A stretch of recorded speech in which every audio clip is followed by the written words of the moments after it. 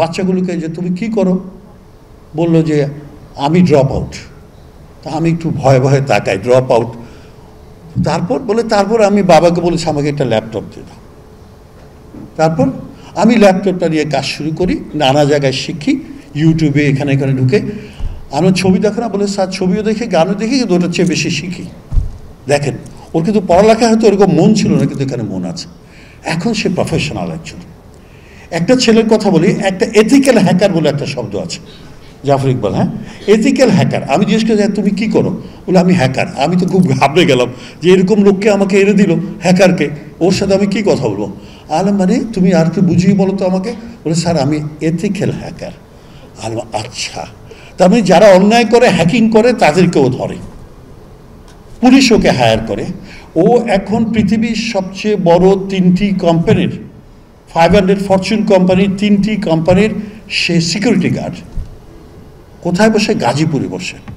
আলম তুমি কি করে করলো? বলে আমি তো বাবা স্যার, আমার তো খুব গরিব মানুষ আমরা।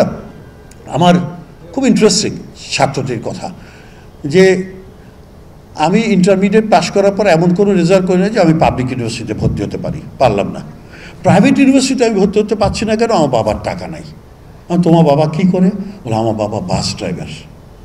তারপর তুমি কি করলে? বলে বাবাকে বললাম যে আমাকে একটা ল্যাপটপ বা ডেস্কটপ কিনে দাও। বাবা কষ্ট করে ধার করে আমাকে একটা ল্যাপটপ কিনে দিয়েছে। আমি যেহেতু স্কুলে এবং কলেজে, বর্তমান সরকারের সবচেয়ে পজিটিভ জায়গা হচ্ছে এটি, তারা ল্যাব করেছে স্কুল এবং কলেজে, সেগুলিতে তারা পড়ালেখা করে তারা শিখে ফেলেছে। তারপরে সে বলল যে আমি একটু হ্যাকিংয়ে ইন্টারেস্টেড হয়ে গেলাম, কিন্তু আমি কয়েকদিন যে কোনো অ্যাকাউন্টে ঢুকতে পারি। পরে মনে হলো যে এটা করা ঠিক না।